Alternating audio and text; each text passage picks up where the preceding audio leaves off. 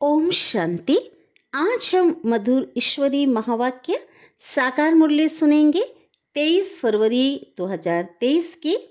तो आज शिव बाबा समझा रहे हैं कि आप बच्चे हमेशा ये याद रखो, है ना, स्मृति में रखो कि हम संगम युगी हैं, है ना। कलयुग से हमने किनारा कर लिया है, तो संगम युग जो है वो समर्थ युग है, और कलयुग जिसे किनारा कर दिया वो है व्यर्थ युग। तो आधा कल्प जो है व्यर्थ सोचा, बोला, किया, लेकिन बाबा कहते हैं अब संगम युग है, इसलिए आप बच्चों का हर चीज समर्थ होना चाहिए। आपका सोचना, आपका बोलना, आपका कर्म, क्योंकि आप समर्थ बाप के बच्चे हो। तो जैसा समय, जैसा बाप वैसा बाबा कहते वैसे बच्चे होना है। तो ये बात बाबा ने कहा पक्का कर लो। और साथ ही बाबा ने कहा कि रात को जाग कर क्या करना है, बाबा ने जो ज्ञान सुनाया है ना उसका विचार सागर मंथन करना है ना। तो बहुत नशा चढ़ेगा, ज्ञान में डुबकी लगानी है और बाबा को याद करते करते निंद्रा जीत बनना है। नींद को जीतने वाला बनना है। साथ ही बाबा ने कहा हर एक को सावधानी देनी है, सावधान करना है, खुद भी सावधान रहना है और औरों को भी सावधान करना है। क्या कहना है, बाप की याद दिलानी है, पूछना है स्वदर्शन चक्रधारी हो ना, बाबा के बच्चों की बात है। और साथ ही साथ, है ना, स्वयं की याद और परमात्मा की स्मृति दिलानी है। और बाबा ने कहा कि आज विशेष एक बात बाबा ने कही कि जो सरस्वती को ज्ञान की देवी कहते हैं, भगवती कहते हैं, है ना। सरस्वती के हाथ में क्या दिया, वीणा दिया है, लेकिन उनको ये नहीं पता है लोगों को कि सरस्वती के पास कौन सी नॉलेज है।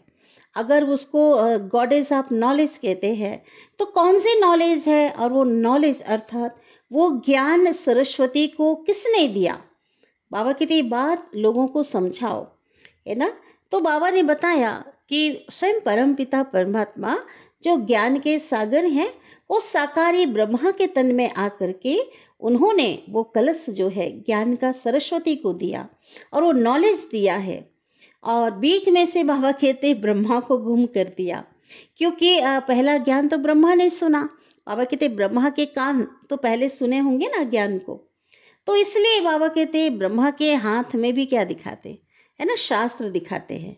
तो समस्त वेद शास्त्रों का जो सार है, ज्ञान का जो सार है, वो बाबा ने ब्रह्मा के द्वारा दिया।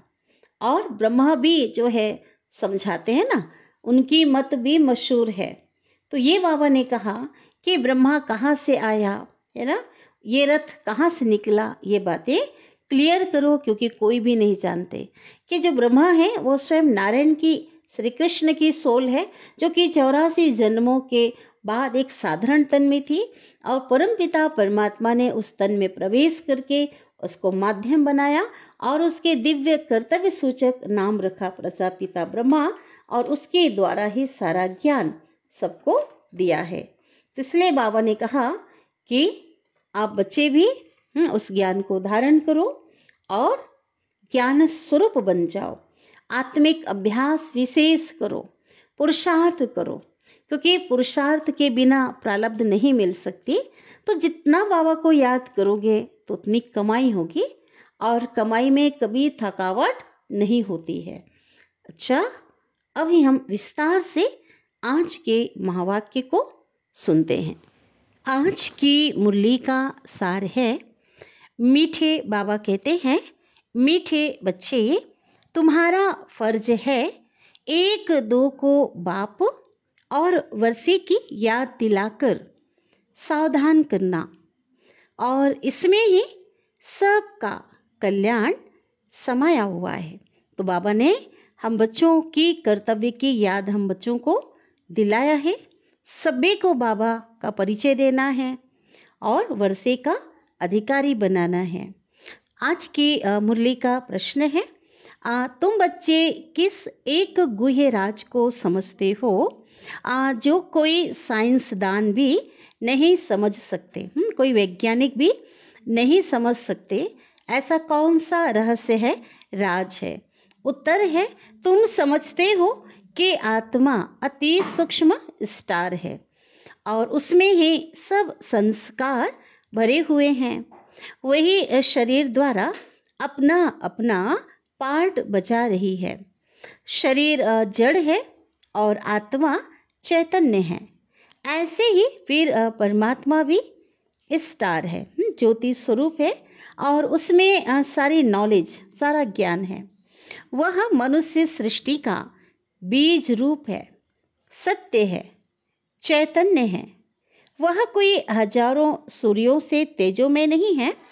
तो यह गुह्य राज, ये रहस्य को तुम बच्चे ही समझते हो। साइंसदान भी इन बातों को नहीं समझ सकते।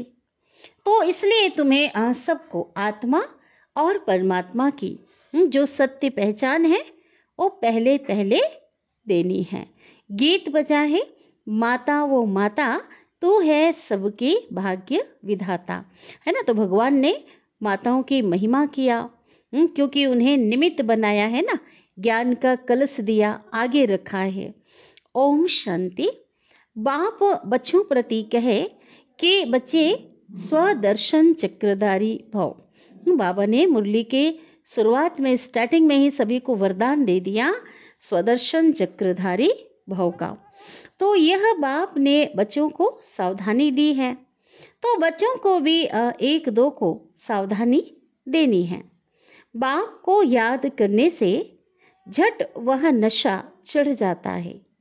स्मृति दिलाने के लिए, याद दिलाने के लिए एक दो को सावधान करना है। जैसे आपस में मिलते हैं तो नमस्ते आदि करते हैं ना, परंतु उनसे कोई कल्याण तो होता नहीं। कल्याण तब होगा जब तुम बच्चे एक दो को सावधानी देंगे। तो स्वदर्शन चक्रधारी अक्षर में सब कुछ आ जाता है। बाप का परिचय, मर्तबे का परिचय माना जो पोजीशन मिलने वाला है उसका परिचय, चक्र का भी परिचय आ जाता है। तो एक दो को सावधानी देना है, पहला फर्ज है। याद कराने से खबरदार हो जाएंगे। कौन सी याद कराना है? परमात्मा की याद दिलाना है। घड़ी घड़ी एक दो को सावधान करना है। बाप और वर्षे को याद करते रहो, करना भी है और औरों को भी याद दिलाना है। स्वदर्शन चक्रधारी हो, अपने को अशरीरी समझ, अशरीरी बाप को याद करते हो। ये बाबा कहते, ये जो है औरों को ऐसा याद दिलाना है। खुद तो याद करना है अशरीरी बन करके, लेकिन औरों को भी ऐसा सावधान करना है। याद अर्थात योग, और योग से ही तुम्हारी जो काया है और निरोगी बनती है। अब यह अभी का पुरुषार्थ है ना। बाबा कहते ये जो है पुरुषार्थ कब का है? संगम युग का है, परमात्मा को याद करने का। अंत में जब एकदम कर्मातीत अवस्था हो जाएगी, अभी तो पुरुषार्थी हैं, लेकिन जब वो संपन्न और संपूर्ण स्टेज आ जाएगी, सभी प्रकार से बंधनों से क्या हो जाएंगे? मुक्त हो, कर्मातीत अवस्था हो जाएगी, तब निरोगी बनेंगे। अभी तो पुरुषार्थी हैं। अभी बाबा बैठ करके बच्चों को समझाते हैं, क्योंकि जानते हैं सभी इस समय बेसमझ है। जब देवताओं आदि की पूजा करते हैं तो उन्हों के ऑक्यूपेशन का कोई को पता नहीं है। उनके जो कर्तव्य का, उनके धंधे का किसी को पता ही नहीं है कि वो क्या करते हैं। तो तुमको समझाना है। हम सब की बायोग्राफी बता सकते हैं, है ना। बाबा ने हमें बताया है जीवन कहानी परमात्मा की और देवताओं की, धर्म पिताओं की, माना सबकी जो बायोग्राफी हम बता सकते हैं। तो ये बाबा कहते औरों को ऐसा समझाना है। पहले तो मुख्य परम पिता परमात्मा को जानना है, और उसमें भी बहुत मनुष्य मूंझते हैं, क्योंकि परमात्मा की सत्य पहचान तो किसी को है ही नहीं, है ना। अनेक प्रकार की बात परमात्मा के लिए कही जाती है। कहते हैं परमात्मा का कोई नाम रूप नहीं है। तो पहली पहली मुख्य बात है आत्मा परमात्मा का भेद और ज्ञान बताना। यह तो जानते हैं सब आत्मा है। पुण्य आत्मा, पाप आत्मा कहा जाता है ना, परंतु कभी भी पाप परमात्मा नहीं कहेंगे। यह पतित दुनिया है ना, परमात्मा तो पतित नहीं होता है ना, परमात्मा तो एवर प्योर है ना, सभी बंधनों से मुक्त है, इस चक्र में आता ही नहीं है। इसलिए मनुष्य को पहले पहले आत्मा को जानना है, क्योंकि आत्मा का ज्ञान कोई भी मनुष्य में नहीं है। आत्मा ही सुनती है और आत्माएं ही शरीर के द्वारा क्या करती, खाती पीती सब कुछ करती है। आत्मा का रूप क्या है? कहते हैं चमकता है अजब सितारा भ्रिकुटी के बीच में। तो आत्मा के रूप को भी समझना पड़े ना कि आत्मा एक स्टार की तरह है, सितारे की तरह है। अब आत्मा का रूप कोई इतना बड़ा तो है ही नहीं, आत्मा तो अति सूक्ष्म है। आत्मा का रूप है जीरो अथवा बिंदी भी कहते हैं। अब इस पर भी विचार करना चाहिए कि आत्मा कितनी सूक्ष्म है। मनुष्य पूछते हैं आत्मा शरीर से कैसे निकलती है, बाहर कहाँ से निकलती है ना, मनुष्य पूछते हैं जब कोई शरीर छोड़ता है ना, तो आत्मा कैसे निकलती है? तो कोई कहते खोपड़ी से निकलती है, कोई कहते आंखों से निकलती है, क्योंकि दरवाजे तो बहुत है ना। परंतु आत्मा है क्या चीज, ये जानना बड़ा वंडरफुल है ना। बाबा कहते बड़ी आश्चर्य की बात तो ये है, आत्मा की तो पहचान सत्य पहचान नहीं है, लेकिन आत्मा के विषय में इस प्रकार की बातें करते हैं। तो पूछते हैं कि आत्मा निकलती कैसे है, परंतु ये नहीं कहते हैं कि आत्मा आती कैसे है। परंतु पहले तो मालूम होना चाहिए ना कि आत्मा क्या चीज है। कितनी छोटी सी आत्मा में 84 जन्मों का पाठ भरा हुआ है। तो यह बातें बाबा कहते कैसी है, मोस्ट वंडरफुल है, बहुत आश्चर्य की बात है ना। कितने आश्चर्य की बात, इतने सूक्ष्म छोटी सी आत्मा, उसके भीतर रिकॉर्डिंग की 84 जन्मों की है। आत्मा का पार्ट भरा है और उसी अनुसार से आत्मा पार्ट प्ले करती है ना, जो रिकॉर्डेड है उसके अंदर। आत्मा है तो बरोबर स्टार मुआफिक, उसको बड़ा नहीं कहेंगे। एरोप्लेन ऊपर जाने से क्या होता है, नीचे जब एरोप्लेन होता है तो देखते हैं बहुत बड़ा होता है, लेकिन जब उड़ान भर करके ऊपर चला जाता है तो वो बहुत छोटा सा दिखाई पड़ता है।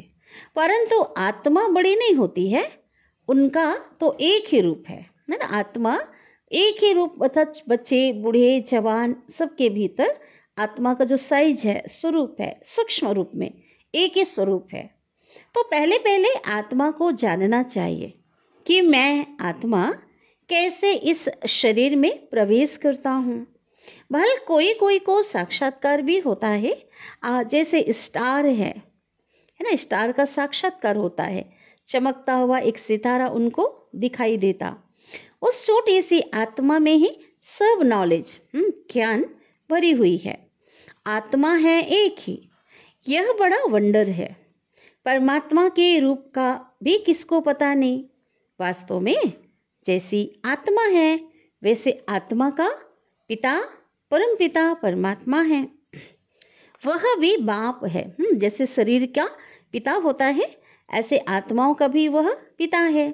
भले यहाँ बाप और बच्चा छोटा बड़ा होता है ना, क्योंकि साकारी दृष्टिकोण से आप पिता पहले क्या होता है, उसका जो शरीर बड़ा होता है, और बच्चा जब जन्म लेता है तो शरीर कैसा होता है, छोटा होता है।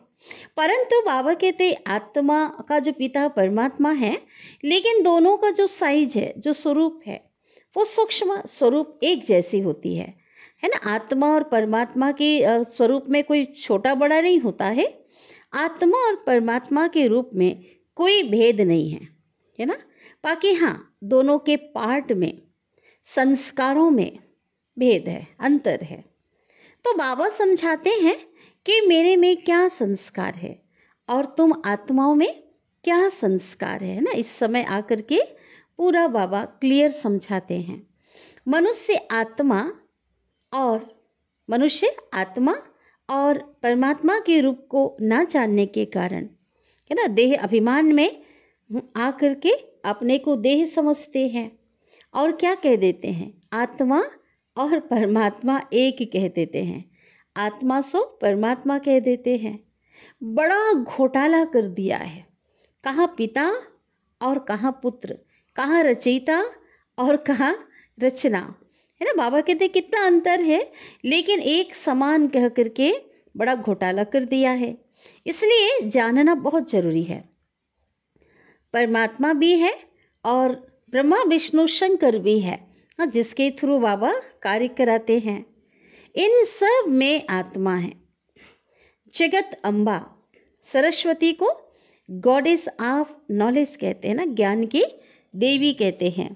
तो जरूर सरस्वती की आत्मा में नॉलेज होगी ना, परंतु उनमें कौन सी नॉलेज है ये कोई को पता नहीं है। सिर्फ कह देते गॉडेस ऑफ नॉलेज, है ना। ज्ञानेश्वरी कहते ज्ञान की देवी उसे माना जाता है, लेकिन उसके भीतर कौन सा ज्ञान है ये किसी को पता नहीं है। अखबारों में आर्टिकल्स आदि पढ़ते हैं तो उस पर भी समझाना चाहिए। तुम कहते हो सरस्वती गॉडेस ऑफ नॉलेज है, परंतु उसने कौन सी नॉलेज दी, कब दी? तो जरूर उनको उसको गॉड से नॉलेज मिली होगी। उनको किससे मिली थी? भगवान से वो ज्ञान मिला होगा ना। गॉड का रूप, ईश्वर का रूप क्या है और गॉडेस ऑफ नॉलेज ये नाम कैसे पड़ा? नॉलेजफुल तो गॉड है, लेकिन सरस्वती को उन्होंने नॉलेजफुल कैसे बनाया?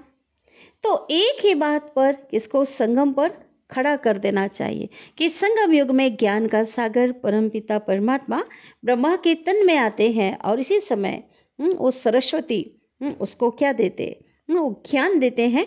ब्रह्मा की मुख बोली बेटी जो बहुत होशियार होती है और इस ज्ञान को आत्मसात करती है ना, ज्ञान स्वरूप बनती है। तो बाबा कहते हैं हम समझाते हैं, बाकी लिखने के लिए संजय है ना, जगदीश भाई जी जो हमारी ज्ञान अमृत पत्रिका के पूर्व संपादक थे, आदि रतन थे। तो उनको बाबा ने उनकी विशेषताओं के कारण बाबा ने उन्हें संजय नाम दिया और उन्होंने बहुत सी किताबें लिखी, बहुत ही आज्ञाकारी बाबा के बच्चे थे जो एडवांस पार्टी में गए। तो बाबा ने कहा, उस समय वो थे साकार में, तो बाबा ने कहा जगदीश भाई निमित्त रहे। शिव बाबा कहते समझाते तो हम हैं, लेकिन लिखने के लिए कोई ना कोई निमित्त है, वो है उस समय जो थे। आज जगदीश भाई बाबा कहते संजय है, यह नंबर 1 मुख्य एक्टर है। यह तो बाबा के साथ राइट हैंड होना चाहिए ना, परंतु ड्रामा की भावी ऐसी है जो इनको दिल्ली में भी रहना होता है। उस समय दिल्ली में पूरा जो कार्य वो देखते थे, है ना, संपादन का। तो बाबा कहते कल्प पहले वाला पार्ट है ना, अर्जुन का नाम मुख्य गाया हुआ है ना। उस समय बाबा कहते शायद उस समय तो पत्रिका बाबा के समय तो निकलती भी नहीं थी, लेकिन बाबा कहते ड्रामा अनुसार उनको उस समय दिल्ली में रहना होता है ना। बाद में तो आए मधुबन। अब तुम बच्चे हर बात का अर्थ समझते हो, पहले तो आत्मा और परमात्मा को समझना है। बाप ने बच्चों को समझाया है, आत्मा स्टार है, सितारे के समान है और उसमें सारी नॉलेज कैसे भरी हुई है यह कोई साइंसदान भी समझ नहीं सकेंगे। आत्मा में ही सब संस्कार रहते हैं। अब आत्मा तो स्टार है, सितारे के समान है। अच्छा, अब परमात्मा का रूप क्या है? तो वह भी परम आत्मा ही है, वो भी एक आत्मा है, भले वो परम आत्मा है, सुप्रीम आत्मा है, इसलिए फर्क नहीं है। तो यह जो महिमा गाते हैं ना कि वह हजारों सूर्यों से तीखा है, ऐसा नहीं है। बाबा कहते हैं सिर्फ तुम्हारी आत्मा में नॉलेज, बाबा कहते मैं नॉलेज नहीं है, लेकिन मैं कौन हूँ? मैं परमात्मा नॉलेजफुल हूँ, मैं ज्ञान का सागर हूँ। बस यह फर्क है। माया ने तुम्हारी आत्मा को पतित बना दिया है, बाकी कोई दिया नहीं है बुझा हुआ, है ना। बाबा कहते स्थूल में कोई आत्मा, कोई दिया नहीं है जो बुझ गया है। हाँ, आत्मा पतित बन गई है, सिर्फ आत्मा से नॉलेज निकल गई है। कौन से नॉलेज? बाप की और रचना की, रचयिता और रचना की। अब तुमको इस समय वो नॉलेज, वो ज्ञान मिल रही है। बाबा में नॉलेज है, वह भी आत्मा है, कोई बड़ी नहीं है। उनका स्वरूप भी आत्मा की तरह सूक्ष्म है। उनको भी नॉलेजफुल, और सरस्वती को भी नॉलेजफुल कहा जाता है। अब उनको नॉलेज कब मिली? सरस्वती जो ज्ञान की देवी है, भगवती है, उनको कब मिली नॉलेज? और सरस्वती किसकी बच्ची है, यह कोई जानते नहीं है। तो दिल में आना चाहिए, उन्हों को कैसे समझाएं? बाप परमात्मा कौन है, यह भी समझाना है कि वह है स्टार, उसमें सारी नॉलेज है। बाबा के अंदर सारी नॉलेज है। अब सरस्वती को नॉलेज कब मिली? सरस्वती किसकी बच्ची है, यह कोई जानते नहीं। तो दिल में आना चाहिए, उन्हों को कैसे समझाएं? बाप परमात्मा कौन है, यह भी समझाना है कि वह स्टार है, उसमें सारी नॉलेज है। गॉड फादर मनुष्य सृष्टि का बीज रूप है, सबका बेहद का वह बाप है। वह सत्य है, चैतन्य है, और उनमें सच्ची नॉलेज है। उनको ट्रूथ भी कहा जाता, सत्य कहा जाता है। और कोई में भी सच्ची नॉलेज है नहीं। रचयिता बाप एक ही है, तो सारी रचना की नॉलेज भी उनमें ही है। झाड़ का बीज रूप है ना, आत्मा तो चैतन्य है और शरीर जड़ है। जब आत्मा आती है ना, शरीर में प्रवेश करती है, जड़ शरीर में, तब वो शरीर भी क्या हो जाता? चैतन्य हो जाता। तो बाबा समझाते हैं, मैं भी वही हूँ। आत्मा छोटी बड़ी हो नहीं सकती। बाबा रिपीट कर रहे हैं, जैसे तुम आत्मा हो वैसे परमात्मा यानी परमात्मा है। फिर उनकी महिमा सबसे ऊंच है। मनुष्य सृष्टि का वह बीज रूप है, मनुष्य ही उनको याद करते हैं। यह तो जानते हैं बाप ऊपर में रहते हैं। आत्मा इन आर्गन्स द्वारा कहती है कि क्या कहती? हे परमपिता परमात्मा, है ना, शरीर के द्वारा ही उनको याद करती है, पुकारती है। मनुष्य यह नहीं जानते क्योंकि देह अभिमानी है। तुम आप देही अभिमानी बने हो, आत्म अभिमानी बने हो, अपने को आत्मा निश्चय करते हो। तुम जानते हो गॉड तो निराकार को ही कहा जाता है। हम उनकी संतान हैं, वह गॉड ही आकर के नॉलेज देते हैं। उनको नॉलेजफुल, ब्लेसफुल कहा जाता है। वह रहम का सागर, सुख का सागर, शांति का सागर है, और यह महिमा दी गई है।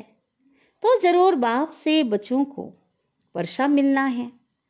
उन्होंने कोई समय आकर के वर्षा दिया है, तब महिमा गाई जाती है।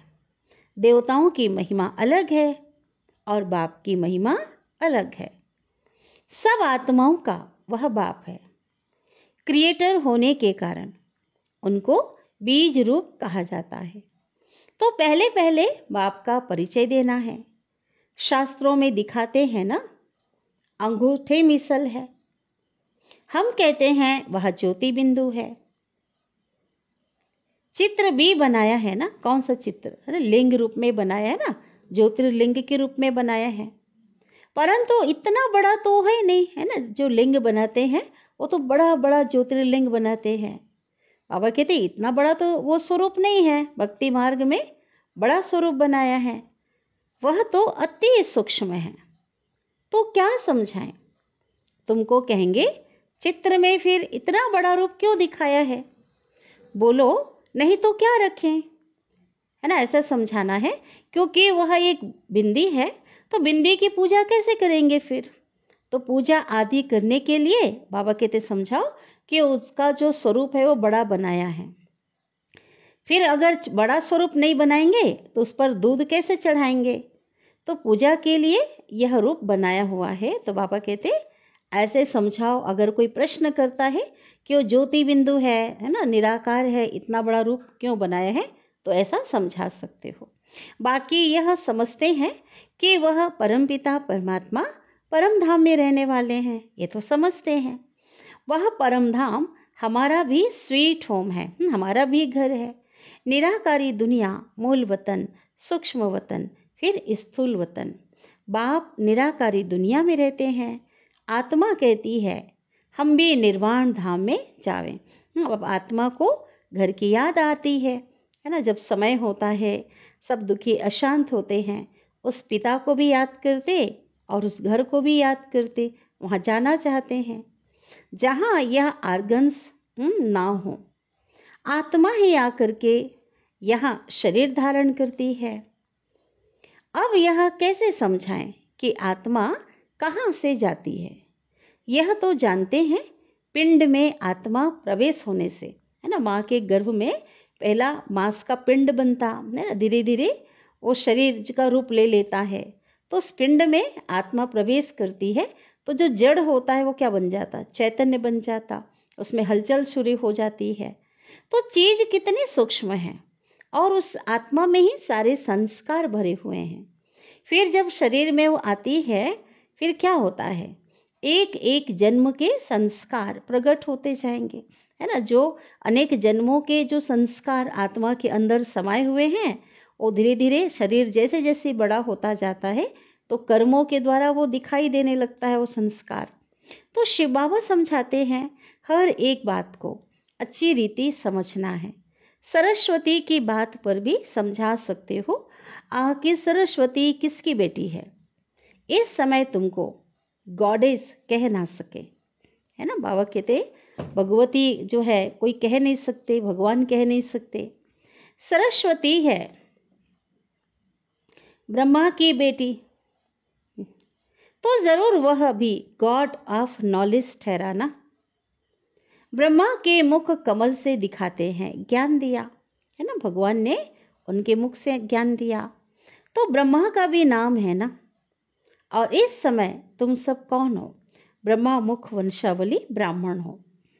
भल आत्मा बाबा कहते हैं प्योर होती जाती है ना, धीरे धीरे आत्मा पवित्र बनती जाती, परंतु शरीर तो प्योर हो नहीं सकता, क्योंकि विकारों से उत्पन्न हुआ शरीर है, विकारों से ग्रसित शरीर है। तो ये तो तमो प्रधान शरीर है ना। तो बाबा समझाते हैं बच्चे, एक दो को सावधान कर उन्नति को पाना है। बाप और वर्षे को याद करते हो, ऐसा बाबा कहते पूछना है, सावधान करना है। स्वदर्शन चक्र को याद करते हो, पूछो, कहता है बाबा। बाबा कहते हैं एक भी ऐसे सावधानी दुनिया में कोई नहीं होगा जो ऐसे सावधानी देते होंगे। तो आप बच्चों को ऐसे सावधानी देना है, याद करने को कहना है। बाप को याद करते करते नींद को जीतने वाला बनना है। और इस याद में तो बहुत कमाई है, और कमाई जब होती है ना, तो कमाई में तो कोई थकावट नहीं होती। इसलिए बाबा कहते परंतु स्थूल काम भी करने पड़ते हैं, इसलिए थकावट होती है। याद में थकावट नहीं होती, हाँ, शरीर से स्थूल कार्य करेंगे तो थकावट होती है। तो बाबा समझाते हैं कि रात को भी जाग कर बाबा से बातें करते हुए ज्ञान सागर में डुबकी लगानी है। जैसे एक जानवर होता है, वो पानी में डुबकी लगाता है, तो ऐसे डुबकी मारने से विचार सागर मंथन करने से देखते हैं कि बहुत पॉइंट्स बुद्धि में आती है ना। जो ज्ञान सुना हुआ है उसका रमण करें, उसका मंथन करें, चिंतन करेंगे, तो बाबा कहते नई नई पॉइंट्स बुद्धि में आती है। कहाँ कहाँ से निकल आती है। तो इसको कहा जाता है रात को जाग कर ज्ञान का विचार सागर मंथन करना। मनुष्य तो बाबा कहते बिल्कुल ही नहीं जानते हैं, इसलिए जो नहीं जानते हैं ना, उनको समझाना है कि बाप ज्ञान का सागर है और उनसे वर्षा मिलना है। जो आदि सनातन देवी देवता धर्म वाले सतयुग में थे, उन्हों को जरूर वर्षा मिला होगा ना। अब सारी राजधानी को कैसे वर्षा मिला? कलयुग से सतयुग होने में देरी नहीं लगती है ना। बाबा कहते धीरे धीरे जो सृष्टि चक्र घूमता जाता है, टाइम नहीं लगता है, क्योंकि 5000 वर्ष का चक्र है। रात पूरी हो दिन होता है। कहाँ आयरन एजेड वर्ल्ड जो दुनिया है वो कलयुगी दुनिया दुखधाम, और कहाँ गोल्डन एजेड वर्ल्ड स्वर्णिम दुनिया सतयुग। ब्रह्मा का दिन और ब्रह्मा की रात, कितना फर्क है, जमीन आसमान का फर्क है। अभी गॉड फादर से परमात्मा पिता से तुमको नॉलेज मिल रही है। सरस्वती क्या करती थी? पूछा बाबा ने। क्वेश्चन करो, किसको पता ही नहीं है। बस गॉडेस ऑफ नॉलेज सरस्वती का चित्र मिला, खुश हो गए। तो उन्हों को भी सावधान करना पड़ता है, परमात्मा का परिचय देना पड़ता है कि सरस्वती को भी ज्ञान उस परमात्मा से ही प्राप्त हुआ है। फिर ब्रह्मा विष्णु शंकर का भी परिचय देना है कि बाबा ने आकर के यह नॉलेज दे करके, है ना, सत्य नॉलेज देकर नर से नारायण बनाया। तो बड़ा युक्ति से, बहुत ही युक्ति से हर एक का ऑक्यूपेशन बताना है, हर एक के कर्तव्य के बारे में बाबा कहते बताना है कि जो सरस्वती है ना, वो भी ब्रह्मा मुख वंशावली है ना, ब्रह्मा की बेटी है। तो जरूर परमपिता परमात्मा आया और उसने ब्रह्मा के द्वारा मुख वंशावली रची। तो पहले पहले नॉलेज किसको दी? कहते हैं ज्ञान का जो कलश है वो सरस्वती को दिया। बीच में ब्रह्मा को गुम कर दिया, क्योंकि यह किसको भी पता नहीं है कि ब्रह्मा के तन में आकर शिव बाबा ने माताओं को कलश दिया है। तो ज्ञान का कलश चलो माताओं को दिया, निमित्त मुख्य सरस्वती को दिया, तो जरूर ब्रह्मा भी तो सुनते होंगे ना। ब्रह्मा के तन में जब बैठ करके सुनाया तो पहले किसके कान सुने? ब्रह्मा के भी तो सुने ना, और उसके मुख से उच्चारित किया तो औरों ने सुना। इसलिए ब्रह्मा के हाथ में भी शास्त्र दिखाते हैं ना, ग्रंथ दिखाते हैं ना, कि ब्रह्मा का की मत भी मशहूर है। भगवान तो है ही ज्ञान सागर, श्रीमद् भगवत गीता जो है गीता मशहूर है, लेकिन ब्रह्मा की मत भी मशहूर है, क्योंकि वह भी सभी वेद शास्त्रों के सार की मत देता होगा ना। ब्रह्मा द्वारा शिव बाबा समझाते हैं, अब ब्रह्मा कहाँ से आया, ये रथ कहाँ से निकला, कोई नहीं जानते। बाबा ने अभी बताया है। क्या बताया?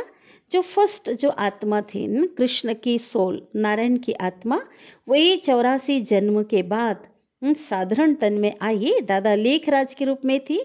तो परमात्मा ने उस तन में प्रवेश करके, है ना, अब उनके दिव्य कर्तव्य सूचक नाम ब्रह्मा रखा और उसके माध्यम से सारा ज्ञान दिया। तो ये बता सकते हैं उसको साकारी जो माध्यम को भगवान ने अपना रथ बनाया। अच्छा, अब याद प्यार ले लेते हैं बाबा की ओर से।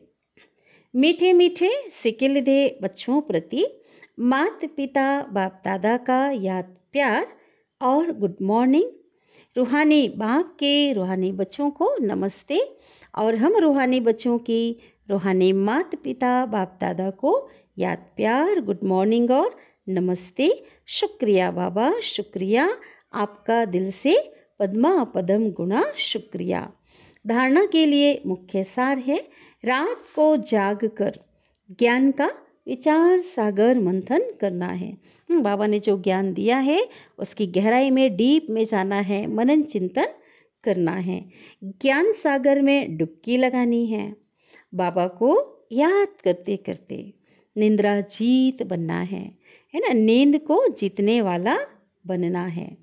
दूसरी पॉइंट है धारणा की, स्वदर्शन चक्र फिराते रहना है।